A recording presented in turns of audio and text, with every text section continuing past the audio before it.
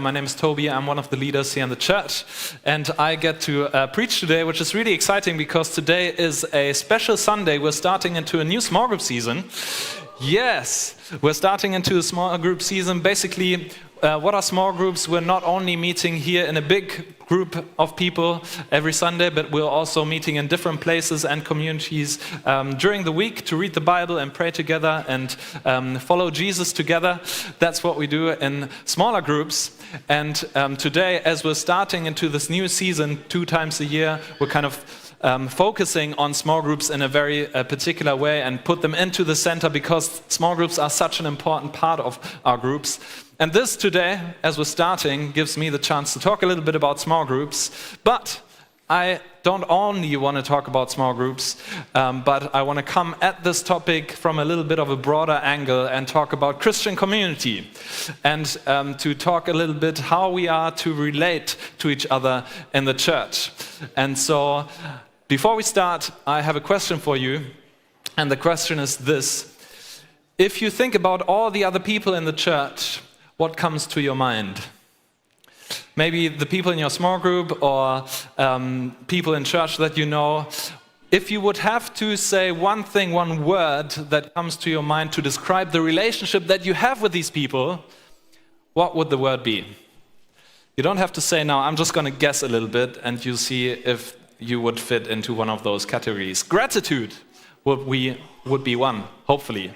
That you think about the people in the church and you feel gratitude. Hey, the people in my church, you would say, I'm so thankful for them. I'm so thankful for the people in my small group. I would not want to miss them, and they've become such an important part of my life. I'm hoping that will be one for at least part of you that feel gratitude.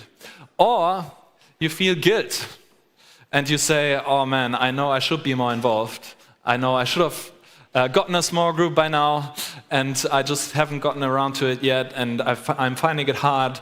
And today, if I would have known that today is Small Group Sunday, probably I would have stayed at home because that would have spared me a 45-minute guilt trip on why I haven't been in a small group. No, I'm not intending to do that. I'm not intending to. Or what you say is you have you're curious. That's hopefully one thing as well. Maybe you're looking into the church and you're new to the church and you've gotten to know some people already and you think, hey, yeah, I'd like to know some of these people a little bit closer and I would like to know what could be a next step into getting some of those as well. Or you're frustrated.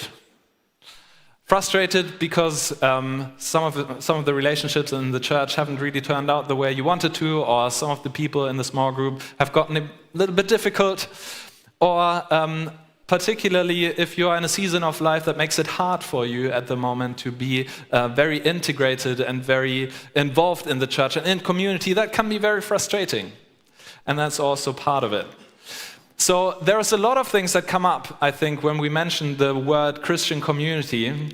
And one thing I want to talk about today, one particular thing that our community should be marked by, I want to pick up today. And we're going to do that by looking at a verse in 1 Peter 1. So this is a letter that the Apostle Peter wrote. This is why this letter is called 1 Peter. And so he is writing this letter to some churches in modern-day Turkey, probably around 64 AD. And this letter was circulated around those churches. And he says the following in this letter. Now that you have purified yourselves by obeying the truth, so that you have sincere love for each other, love one another deeply from the heart. Love that is sincere and deep. That's what we're going to talk about today. Love that is sincere and deep. But before we go into this and talk about what does that mean, sincere and deep, I want to talk a little bit about love. Love is good, isn't it? Spring is coming, love is in the air, more or less. But that's not the actual love that Peter is talking about here. But what he is basically talking about is the kind of love that you would have for your brothers and sisters. How many of you have got brothers and sisters? Yes, a few. Okay.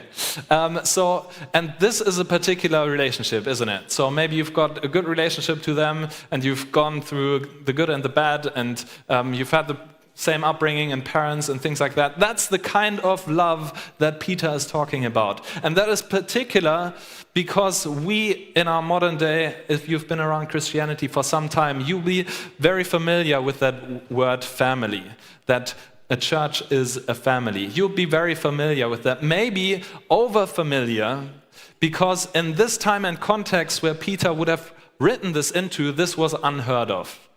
Because this Greco-Roman society, this culture, would only ever talk about brothers and sisters in a way that you would mention to your biological family. And for the Christians to now extend this love to those people outside of your biological family was unheard of. That was a completely radical thing. That was for the culture in that day, that was something that they just did not understand, because they would only ever have spoken about brotherly or sisterly love to those people who are actually in your family. And now that in the Christian church, suddenly there were so many different people from all kinds of backgrounds, was a weird thing for them to call a barbarian or a Greek or a Jew or a non-Jew or a slave or a free or whoever from whichever culture or background or nation, they all would have been one in one church. And for Peter to say, love those people who are so different from you, as though they were your brothers and sisters, was unheard of. Because that society back then was very split into classes depending on your nation, your political rights, your freedom, your gender, if you were poor or rich. It was very divided, that society. And in the church, for all those people to come together in brotherly and sisterly love was something very special. And so, what does that mean for us today? And I want to talk about three things really quick, what that means for us. And the first thing that it means is this love, sincere and deep, is a result. It's a result. A result of what? He says this, now that you have purified yourselves by obeying the truth, so that you have sincere love for each other, love one another deeply from the heart. So, a result of what? An effect of what? A consequence of what? Of having purified ourselves by obedience to the truth. That should make us go, what? We have purified ourselves by obeying the truth. There's something wrong here. Because if I think about my own life, I did not purify my own self. I was not able to obey the truth and actually get under the truth and purify myself in any way. Before I became a Christian, I was a rebel. I was definitely not obeying the truth. That's not me. So what does it say? And for that, we have to look into the context, some of the verses a little bit earlier, where it says this. You can read along on the screen as well. For you know that it was not with perishable things, such as silver or gold, that you were redeemed from the empty way of life, handed down to you from your ancestors, but with the precious blood of Christ, a lamb without blemish or defect. He was chosen before the creation of the world, but was revealed in these last times for your sake. Through him you believe in God, who raised him from the dead and glorified him, and so your faith and hope are in God. And now this verse that we're talking about today. Now that you have purified yourselves by obeying the truth, so that you have sincere love for each other, love one another deeply from the heart. Don't worry about all of the detail here, this is a lot of content. But what that means is that we did not just purify ourselves, but we were only put in this position because Jesus did the work. Jesus did the work. He forgave the sin. He gave you new life, a new identity. He forgave you and made you holy and put everything right that you have done wrong. This is what we call salvation, and that happens in a moment. And at the same time, from this moment on, there is a process that starts, and in that process, we do have some work to do as well. We do play a role in this as well. So this happens because the Holy Spirit has united us with Jesus, and through that, He produces the fruit that we've been talking about, the result, by us being connected to Jesus.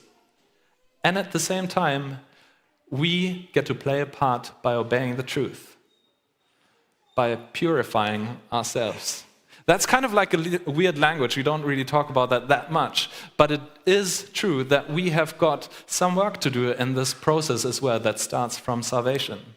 And that we don't just sit back and say, hey, we're made holy and right, and we don't actually mature anymore. But we do have something to do in this process as well. Have you ever asked yourself, why have I been saved? What for? To what end?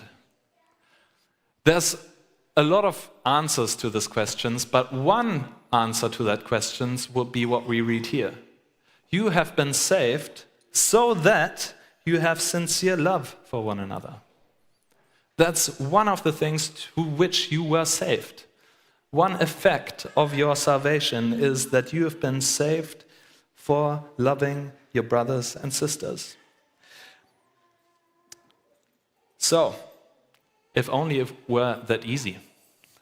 If only it were that easy that we say, oh, it's so good that this fruit of love just grows in myself, and it's also easy to love my brothers and sisters in the church. Man, I'm just on cloud 9 and it's all good. And actually, when we look around ourselves and in the community, in the church, in your small group, we know it's not just a result that's just given to us, it's also a challenge. It is a challenge to love people that are different from ourselves, isn't it?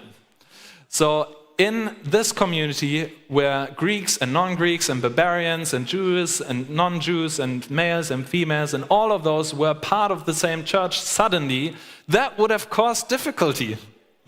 That wasn't just all nice and all harmony and all peace and love and, but it was hard as well. This is why this community, just as us, just like we, needed constant encouragement to stay loving each other and to keep loving each other and to keep going for it and not try anymore and give up on this.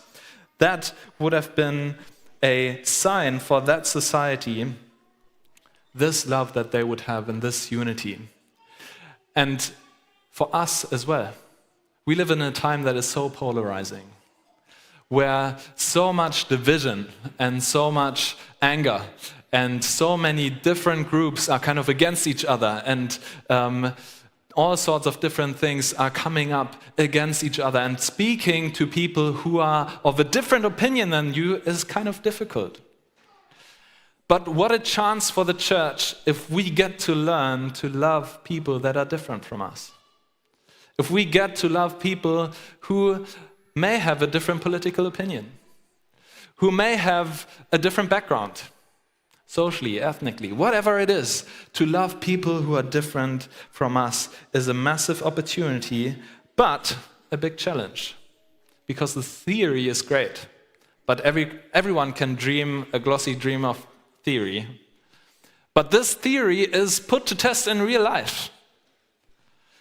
Because this is a nice dream and a nice theory until the day where you actually sit with someone who is different from you. Until you are in the same room with someone who thinks differently and says different things than you would have said. Until you eat with someone and are kind of like, that person didn't really say that, did they? Or, hey, I can't believe I'm sitting in a room with someone like this. I'm hoping none of my friends are here and see this. This is a real thought. This is a real situation. And this theory will put to test if this is just sincere and love that's just a nice dream, or whether this will be put into reality. So in that situation, you will have to make a choice. Is this going to hold for reality, or are you just going to walk away and say, hey, I don't want to have anything to do with these people, because if anyone knew, I would be in trouble. So anyone can love people who are like you, but what Jesus calls us is to love people who are different than you. And the call of Jesus is a pretty strong one. It's not just advice, it's not just an encouragement or a wish or something that he would want us to do, but it is a command. It's a command of Jesus. This is here, John 13:34. A new command I give you. Love one another. As I have loved you, so you must love one another. By this, everyone will know that you are my disciples if you love one another. That's pretty strong language. That's a strong command of Jesus, to love one another. So how do you deal with people who are different in your small group, in the community? Someone who says something that you really don't agree with, someone who's stepping on your toe, maybe even hurting you. What do? Sincere and deep love, what does that even mean in that kind of situation? One thing that it does mean, and I think for us to be sincere and honest about this as well, there are people who are more easy to love than others. There are people that are kind of, we can love them, and others we just find so difficult. And to be honest, when I look into my own life, when I think of Jesus' command and my very real boundaries of capacity that I have, I'm thinking, I just don't know how to do this. Particularly in Berlin, because there are so many, distances, and you have to travel, and having a social life in Berlin is hard anyway. Let alone loving people that are so different from me. I just can't do it, because I want to love. I want to be here and there and everywhere and love and serve and be present and do these kinds of things. And at the same time, I just know my capacity is just so limited. I'm so limited in terms of energy and strength and time and all of that. So what that could lead to is to say, I'm just going to retreat. I'm just not going to care anymore. And I just can't deal with it. People are just too difficult. Hey, I've got my Bible podcast. I've got Spotify worship. I've got a Bible study on my phone, my favorite preacher on YouTube, all of that. Why would I bother with other people if they're making my life just so hard? I don't want to do this. All of the growing I can do myself. But thinking that way just leaves this command of Jesus out of perspective. You can't love just individually. You can't just love and be an island. It just doesn't work. What Jesus wants for you is to be in community. You need people around you to make this work, because love one another as I have loved you just does not work with you and your phone. It just doesn't. So be part of community and you can get into this. And yes, it is a challenge. I know. It was a challenge back then. Keep on loving one another as brothers and sisters. This is Hebrews 13, where it says this. So living out this command of Jesus requires community. Why bother with people? Because maturity is not measured by what you know, but how much you love. Maturity is not measured by how much you know, but by how much you love. You need to be in community in order to love. So, this is a result, it's a challenge, and also an invitation. So now we finally come to the actual word that is meant here, and in the language that this letter was written to, this word unhypocritical was used. Unhypocritical love. Love in a way that is unhypocritical. And those people who would have read that letter, they would have known exactly what that meant. A hypocrite was an actor in that time, in this culture. An actor. Someone who would have come on stage, wear a mask. I think I've got a mask here on the screen. They would have played a role, acted their role, would have gone off stage, come back on, and the same person would have played a different role, but just with a different mask on it. And obviously, we're not doing this today, not literally, but we are very familiar with this concept that we are wearing different roles and wearing different masks. Sometimes because we are afraid what would happen if we would really show who we truly are. What would happen if people would really know what I did this week?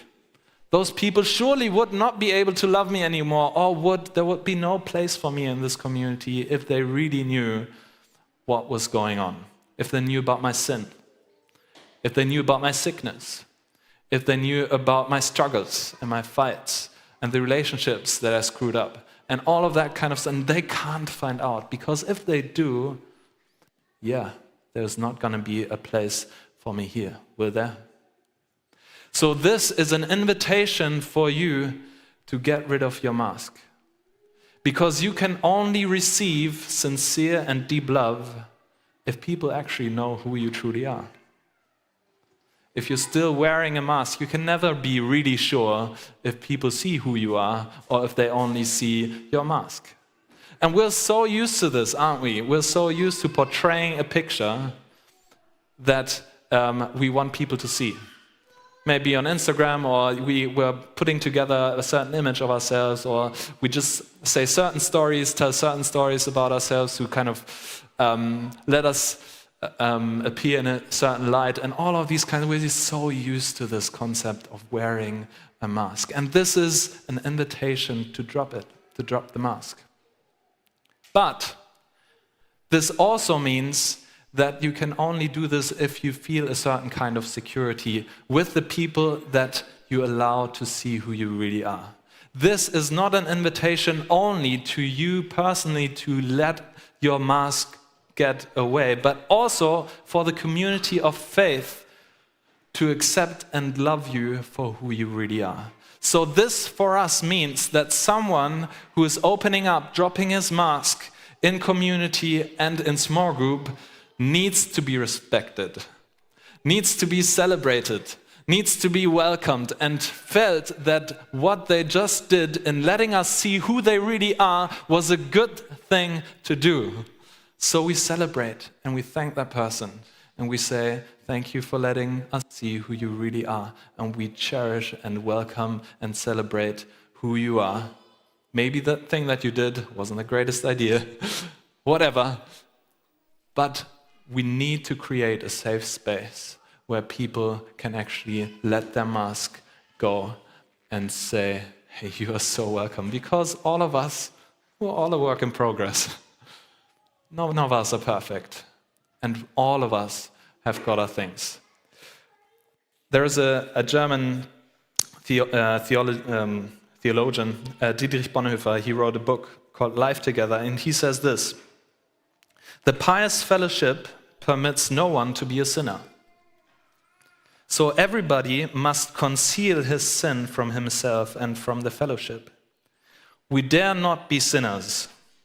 Many Christians are unthinkably horrified when a real sinner is suddenly discovered among the righteous. So we remain alone with our sin, living in lies and hypocrisy. And that's true, isn't it? And he later says, the one who will actually hide his sin will be completely alone. So if you don't let others see who you truly are, you will be truly alone. Peter says, let this not be the case among us. If someone opens up about struggles, let's celebrate and encourage the person. And at the same time, loving someone does not always mean being nice.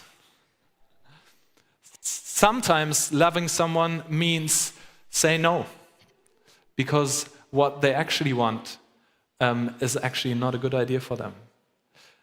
Sometimes being nice means letting them hear something that is hard to hear. So we should not confuse those things, but at the same time, for always creating a safe space of community. So, sincere and deep love is a result, a challenge, and an invite. And this principle can be applied in a million ways. Not only in small groups, but also in small groups. But you can live in this principle to care for example, caring for someone in need, offering practical help, to listen, making a visit, encouraging someone, serving, forgiving, reconciling, praying for someone. All of these things we can all do. But since today is Small Group Sunday, I want to talk really briefly about one really good way of applying this, and this is within small groups. Because I'm sure this is common sense. In a church this size, you just can't know everyone. You just can't love anyone. But there is a group of people that you can actually love, and I want to talk about this really quick as well. So what is a small group? We meet in different places, as I said, in Berlin, because we want to practice following Jesus together. As I said, this is not just about head knowledge, but this is about loving and trying to love Jesus and to love people. And we've got 5 callings here in this church that we want to practice in our church, but also in small groups, which is worship, community, discipleship, ministry, and mission.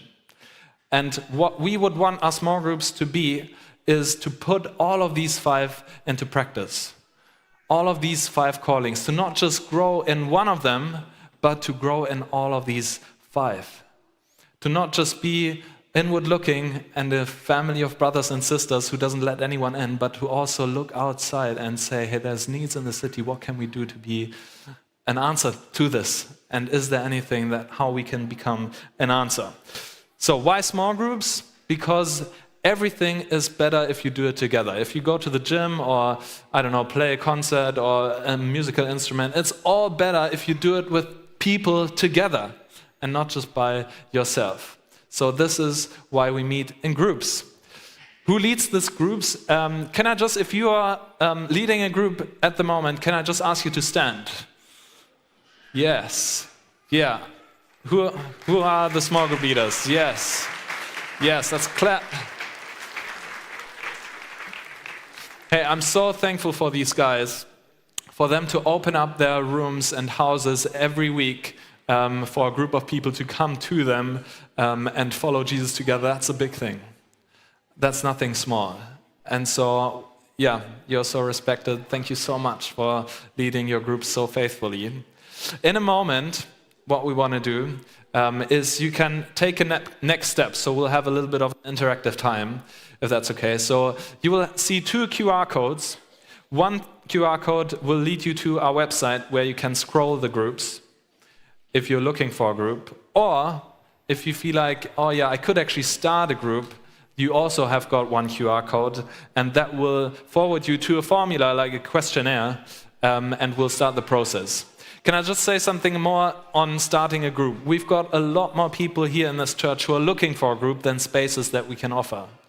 So if you are seeing this book, the Bible, as highest authority, if you've got some people skills and you kind of see, hey, I've got a space, I could actually see myself starting this, I would so love to hear from you, because I think it'd be so good to start some more groups as well. But I'm going to shut up for the moment. You'll have a few minutes where you can scan the code if you're looking for a group, or if you want to start a group. For those of you who are already in a group, can I just encourage you to get together with your group and pray. Pray for your group, pray for this season, and then we'll come back together in a few minutes, okay? See you then.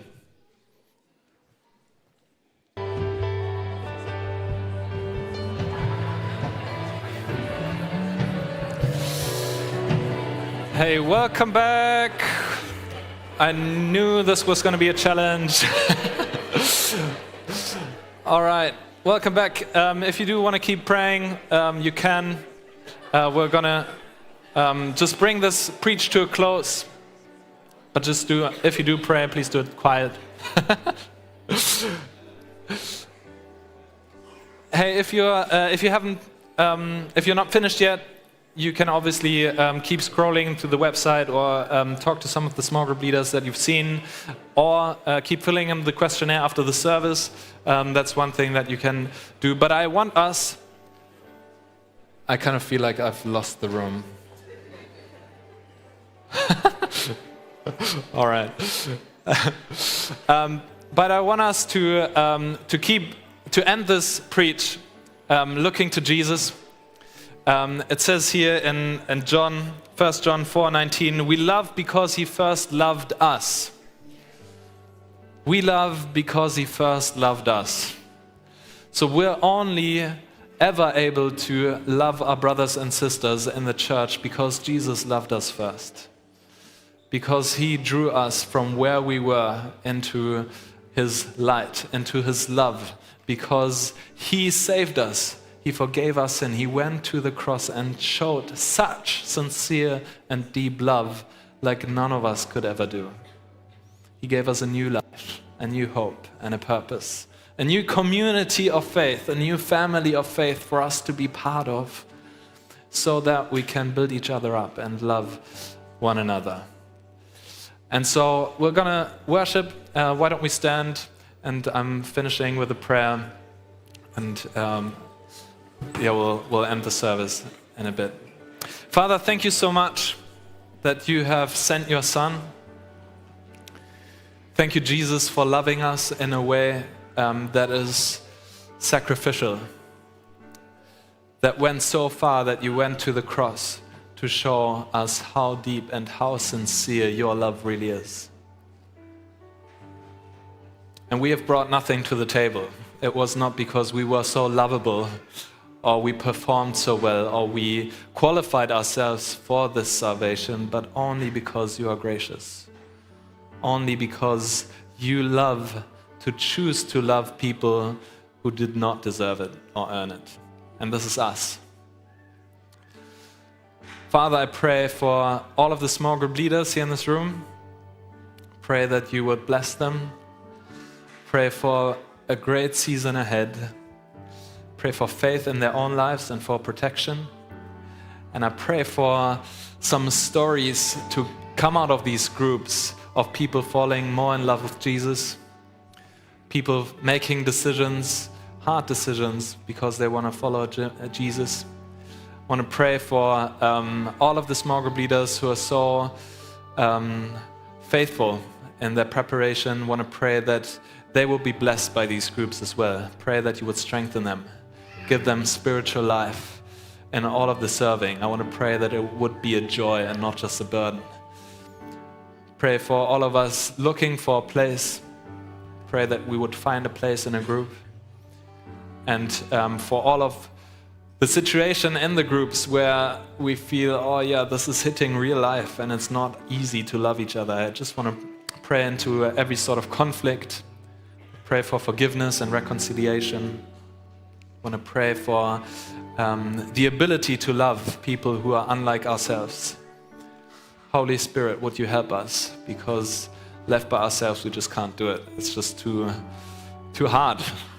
And so I just want to pray that we would keep on loving one another as brothers and sisters to your glory.